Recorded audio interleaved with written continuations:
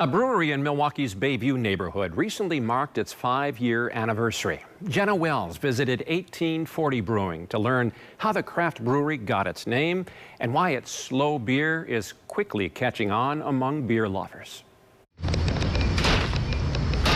5 years in the Brew City. This is how we make so much of our beer. Kyle Vetter opened 1840 Brewing in August 2017. See, we do have a lot of oak barrels. The Mequon native previously brewed in Colorado, where independent craft beer had already taken off. It hadn't yet consumed Milwaukee's culture, driving his inspiration. The craft scene wasn't a thing. It was more of like the microbreweries, right? So kind of Lakefront, MKE, Sprecher.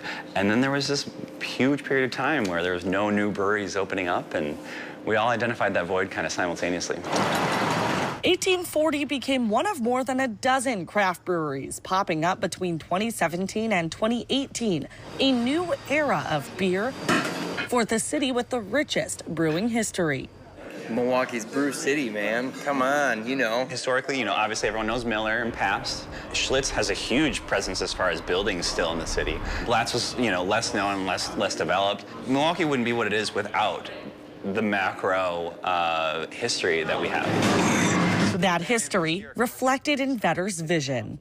6 years before Milwaukee was incorporated as a city, 1840 was the year that a brewery started, right? So we called our brewery that to A, pay homage to Milwaukee's rich brewing heritage, and B, kind of call to mind the types of beers that we started off specifically making, which was in oak casks. 1840 takes a different, slower approach to set themselves apart. Their logo, a barrel cask turtle. Their motto, drink slow beer. So when we first opened, we were only going to make barrel fermented or barrel aged beers. Those are beers that take a long time. They can rest in a barrel for several years, if not at the minimum just a few months. So it was very literal when we first started. Slow beer takes a long time to make.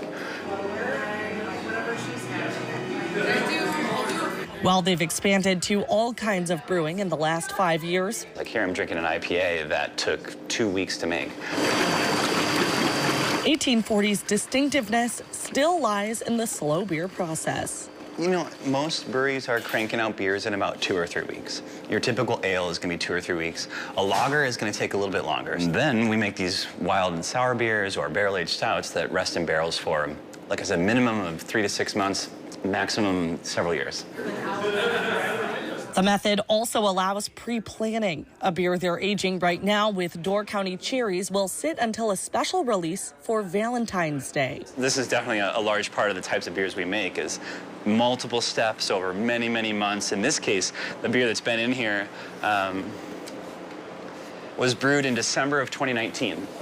So this has been in here aging since December of 19. And we're able to actually set a date and a target and work towards that, and that's really fun.